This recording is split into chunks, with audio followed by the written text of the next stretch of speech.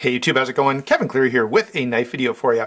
Today I want to talk about something that I get a lot of comments on, and I'd love to see a lot of comments on this video, so please go ahead and weigh in down below.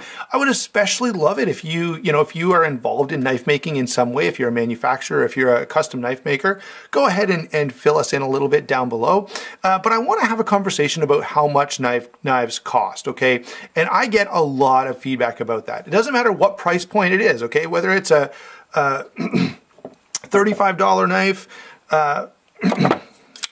there's another $35 knife, whether it's a $300 or $400 knife or whether it's a $600 knife, I'm always going to get some comments saying, you know, I don't like the price of that knife. And so let's go ahead and talk about this just a little bit and kind of ask ourselves, where does that price come from? Why is the price what it is? And what goes into making that decision? And let's try to do it from a knife maker's perspective. So if you're watching this, just imagine that you're starting, you know, XYZ knife company, you're going to make knives and you want to make money in that pursuit. Okay, so the first thing you've got to consider is that you got to keep the doors open. So this thing has got to cost at least enough to pay for all of my expenses, including my own time, okay, my own time and energy. And so that's going to establish a price point, sort of the bottom price point, right? So let's bring in our handy dandy ruler that all of you guys love so much. Let's use the centimeter side since it has smaller increments. So somewhere here, trying to do this in a way that won't scratch the titanium on any of these knives. So somewhere here is the bottom price, okay, on my sliding stainless steel ruler measurement of knife pricing. And whatever that is, all right, that's got to include a whole bunch of stuff, and you have to make a bunch of decisions that impact where that lands, right? And so consider for a moment, you know, you've got to figure out, how am I going to make this? All right, am I going to buy my own warehouse and buy manufacturing equipment and build the knife personally? Right? Is that how I'm going to do it? Because that's going to put my bottom line somewhere that that needs to be considered. Am I going to contract this out? Am I going to get someone else to make this knife for me? And maybe that moves it down a little bit, okay? Or depending on who I choose, maybe that moves it up a little bit, right? If I get millet knives or something, then they're going to be pretty expensive. So who's going to make this? How am I going to make this, right? That's going to be in there. If I decide to have my own facility, right now I'm talking about rent or property tax or, you know, maintenance costs of maintaining this warehouse and maintaining all the equipment that I've got in this warehouse. If I'm making a higher end knife, if I want something that's got really tight tolerances and really high qualities and I want to use high end materials, you know, that means that the machinery I'm going to buy has to be high end machinery that works to extremely tight tolerances. It means, you know, the materials I'm working with mean higher costs for tooling, right? So if you're using, you know, high-end steel is harder on your tools than cheap budget steel. All right, so all of those things have to be considered, and all of them go into setting this bottom price somewhere. All right, what kind of quality control am I going to have? How am I going to balance quality control versus production cost? Okay, so if I, you know, so you can imagine if I push production cost as low as I possibly can, I either hire the very cheapest manufacturer possible to make this, you know, or I buy the cheapest manufacturing equipment that I can, right? That's going to push this number, my manufacturing cost, down, but it's also going to push quality down, which means quality control is going to be impacted. I'm going to have to throw away more units that don't meet my specifications. All right, so, you know, that's all got to be considered. And we haven't even talked about staffing, right? So if I'm making a knife like this or like this, there's going to be a level of proficiency that's required of my staff. I'm not going to be able to pay these people minimum wage. They need to be skilled tradesmen rather than just, you know, general laborers. All right, and that makes a big difference. And so, you know, all of those things. Now, by the way, we haven't even really considered my own living. So, you know, if you viewer are starting your XYZ knife company, I'm assuming you want to make a a living here? Do you want to make $100,000 a year? Do you want to make $200,000 a year? And if you do, how are you going to price your item in order to achieve that? What is your volume going to be like, right? Can I make 10,000 of these a year, or can I make 10 of them a year? Right? That if you want to make $100,000 and you're going to make 10 a year, well, that means you got to charge $10,000 a piece to make your living, or you've got to have $10,000 a piece in profit, I guess, to make your living. If you're going to make 10,000 of them, well, yeah, you can have less profit on each one. Okay, so you got to consider all of those things. And by considering that, all I've really done is established the bottom possible number. So, somewhere down here near the bottom end. And once I've figured that out, and I go, okay, I can make this, if I sell this for $40 a piece, since there's numbers already on here, let's use them. So if I say I can sell this for $40 a piece and I can make money, I'm going to produce 20,000 of these every year. I'm going to produce 50,000 or 10,000 or whatever the number is. I can sell them for 40,000. I can make my own living. Plus I can pay all my staff, and I can pay the rent, and I can buy materials and all of that. And I can put money aside for research and development for next year's project. And, I can hire engineers, and I can pay all the government taxes and requirements that are there in terms of staffing and all kinds of things like that. So now I say, so $40 is the price that we arrive at. Okay, great. Now you have to ask the real question, which is, number one, will the market bear $40? And if no one's willing to pay $40 for your knife that you've created, well, then your business is a bust anyway, right? It's a failure. If they are willing to pay $40 though, then you need to ask, are they willing to pay $50? Are they willing to pay $60? Are they willing to pay $70? Right? Because, so let's pick on the Spyderco Tenacious a little bit, because I do think it's overpriced, although they still sell a lot of them. I don't think it's a great value, let's put it that way. I would never recommend someone buy that over something else in a similar price point. So let's pick on it for a second. So let's suppose someone from Spyderco goes to, upper management and says, look, we're charging $55 for the Spyderco Tenacious, and people are pretty happy to pay $55, but really we can make profit on this item at $30, so let's just charge that. Well, you know what? That guy is going to be fired, okay? Because that's a terrible business. That's a terrible business decision, okay? You need to be charging as much as the market will bear for your product, all right? And that's the last sort of aspect of this. And I guess actually there's one more consideration that you need to make. All right, let's pick on Benchmade for a second, and we'll come back to some others as well. But Benchmades are pretty expensive, and they've recently increased their price, even though, all right, you're getting similar material. So on this knife, I've got S30V steel, I've got G10, and I've got liners. All right, well, let's see. Here we go. On this knife, I've got S35VN steel, I've got stainless steel liners, and I've got G10. Why is it that this knife costs so much less? Now, it's not as big of a disparity now, but it's considerably less. I think these go for about $140, and this goes for like $190. What the heck is going on there, right? Well, it's because Benchmade fancies themselves as a premium brand. And this, I think, is where you can get into some problem. All right, Benchmade wants to charge as much as the market will bear, and they have this idea in their head that they are a premium brand. They're like a zero tolerance. We don't think of them that, at least I don't think of them that way, and I don't think most knife users do. Okay, we think of Benchmade a lot like we go Spyderco, Benchmade, Cold Steel. Those are sort of the mid-range companies. We could add a few more. Because of that, and we normally place ZT in the next echelon up, the next step up, right? Well, that must drive Benchmade crazy, for one, because I know they think that they're a premium brand and they want to be a premium brand. Now, part of the way that they make that point, part of the way that they say, hey, we're premium, is they charge premium prices. right? That's one of the ways you establish yourself as that kind of a brand. Now, I think they're reaching into other segments of the market. I think the Freak, which is one of my favorite Benchmades, is a good example of them saying, well, you know, let's go the other way a little bit. By the way, cold steel, I have no idea how much the Formax actually costs to make. All right, I don't have the Formax here with me, but let's pull in the American Lawman for a second. So great knife, very, very budget priced, okay, or budget friendly. It's not super, super cheap, but for what you're getting, there's great value here. So let's set this guy here for a second.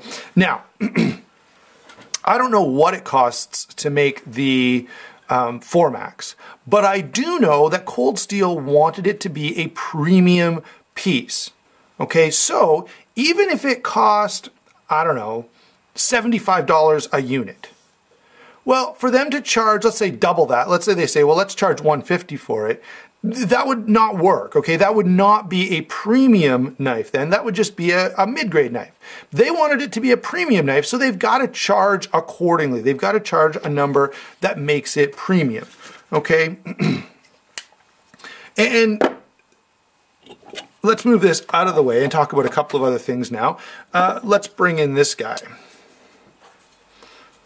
Here's the Chris Reeve. So here's the Chris Reeve Nkosi. Chris Reeve Nkosi is a premium brand. That's their bread and butter. That's their market. And so let's say next year someone at Chris Reeve says, hey, let's come out with a $150 knife.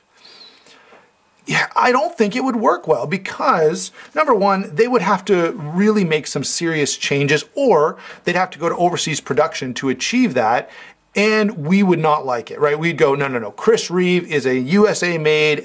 We would look at that and go, no, thank you. All right, as knife enthusiasts.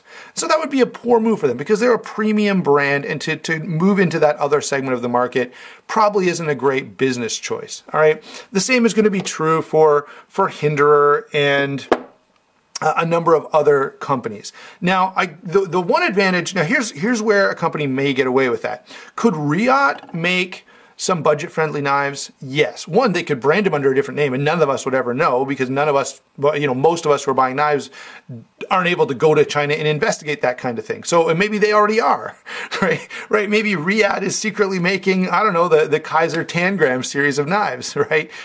We have no idea.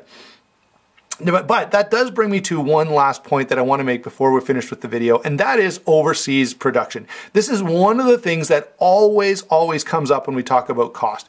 If I make a video where I talk a lot about the Curtis F3, which I absolutely adore, by the way, someone will say, why would I pay $500, $600, $700 for that when I can buy a China-made knife of similar quality, either from Riot or WE or Kaiser.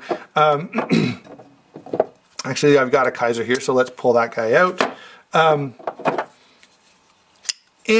pay way less, but get similar quality.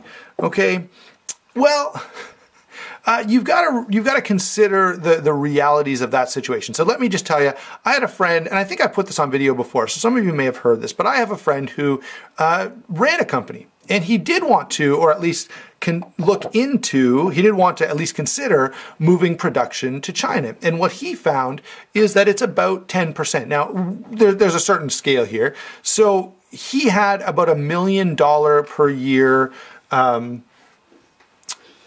cost in labor. All right, so to pay his employees, it was costing him about $1 million a year. He said, if I moved to China, that $1 million would become about 100,000. Okay, so it's 10% of the cost. Now that would be different if you're only at 100,000 now. Maybe your production is a small production and you only have $100,000 in wages to pay. It's not going to be apples to apples then. Okay, but that was his situation, and so if Chris Reeve moves production to China, they can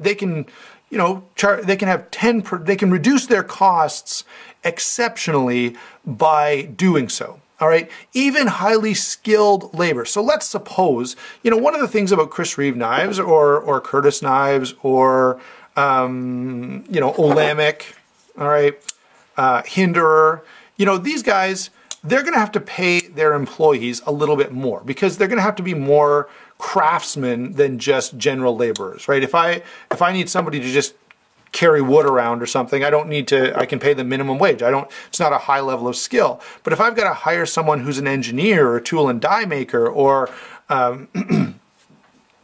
or has some other technical expertise, I've got to pay a lot more for that. And even those jobs are considerably less in the overseas market. Okay, so that's how it compares, guys. That's what you're dealing with when you move production overseas. The production cost, number one, so the piece of equipment may cost the same amount, whether I buy the piece of equipment and put it in a factory in China, or I put it in a factory in, Toronto or Montreal or Las Vegas or whatever, a North American city.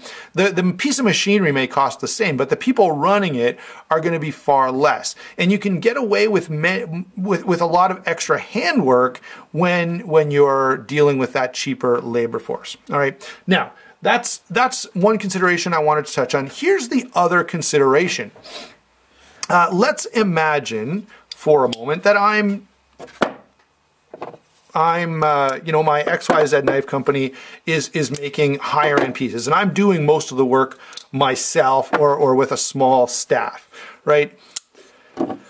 So I've got this knife, and it's a great knife, and everyone loves it, and I've priced it at $400. Okay, that's where my, if I get my magic ruler of prices out, if $40 is down here, well, 400 is not on the ruler anymore, but I've priced it at $270 since I've got that number on my ruler. Okay, and at $270, everyone wants my knife, and I have orders flooding in. I've got orders for 10,000 knives, or 1,000, maybe if it's just 1,000 knives even. But my production capacity is like 500 a year. Well, what am I going to do? Right, the stress now involved with this, and figuring out, do I hire extra staff? Do I buy more machinery? Do I buy a bigger warehouse? Like, what do I do to increase production? Well, maybe you do nothing.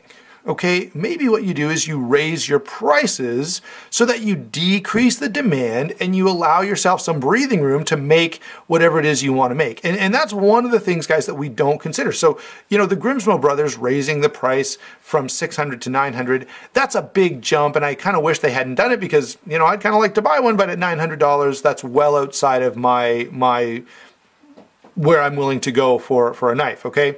But I would totally accept the argument if one of the Grimsmos said, hey, we have to charge that much or we can't keep up with the demand. I'd go, I get it, right? Do I like it? Does my wallet like it? Do I like it that now I cannot have one of those knives? Well, no, I don't really like that. But I do understand it from a business standpoint. And if Olamic started selling so many swishes that they just couldn't keep up, they would raise the price, because they're not a shop that can produce tens of thousands of units per year, okay? Maybe they would become that, and maybe they'd want to become that, but that's not where they are now, okay? So that's another consideration. When you say, why do the USA-made mid-tech or even custom knives cost so much? Well, there are a number of things going on there. Yes, they're seeing demand. One, they're seeing high demand, but they're trying to control that demand. So if I've got all these orders and I can't take them all, and I want to reduce the number of orders I'm getting, just charge more, right? And a number of those people are going to be like, whoa, I'm out. Right? And that's going to get that back under control. All right, one last consideration, and that is for, the really high-end custom stuff. And none of these really fit this description, but if you're a custom knife maker, consider, number one, if you're all by yourself, you've got to have some pretty expensive machinery. You've got to work a lot of long hours. And, if you can make, 200 knives a year, all right, and if you're a custom knife maker, weigh in. How many knives could you make a year? If you just worked really hard and really determinedly, how many knives could you make a year? And how would that number change if you decided, well, no, I've got a wife and kids, and I want a life as well. I want to go on vacation, and I want weekends off, okay? And so all of those things, right, are coming into play when they're figuring out how much to charge per knife. So when they say, yeah, each one costs $1,000 or $1,500 or whatever it is, you know, I don't begrudge them that, because they're making decisions about how much time and energy they want to put into knife making. They're making decisions about what materials they want to use, about what equipment they have to buy. And so when, at the end of the day, they've obviously decided, you know, and I know there are custom knives for $400, $500, $600 as well, and they've obviously made different decisions.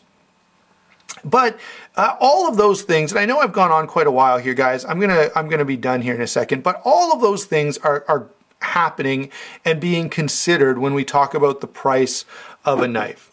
All right, and so in conclusion, this is the part that maybe a lot of you are not going to love, but the conclusion of the whole story is you make your choices, and the price is what the price is.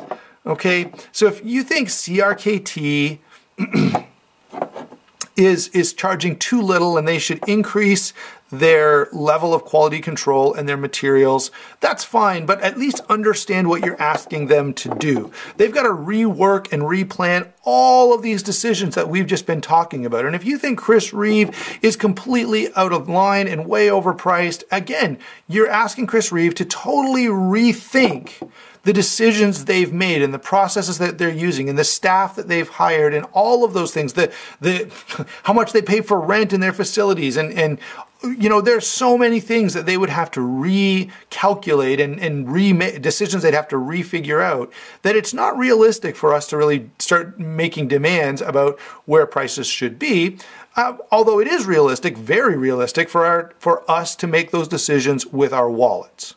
Okay, so if the knife costs too much for you, then don't buy it, right? If the knife is too cheap for you, then don't buy it, right? And then the market will tell that maker, okay, hey, you're charging too much, or you're charging too little, or you've got to make some kind of a change in order for us as the consumers to go ahead and buy your stuff. All right, so thanks for watching. By the way, the influence that YouTubers have on this, that reviewers have on this, that Instagram has on this is a totally different discussion for a different day. But you could potentially say that, as you know, we're consumers who have just a little more influence than the average consumer.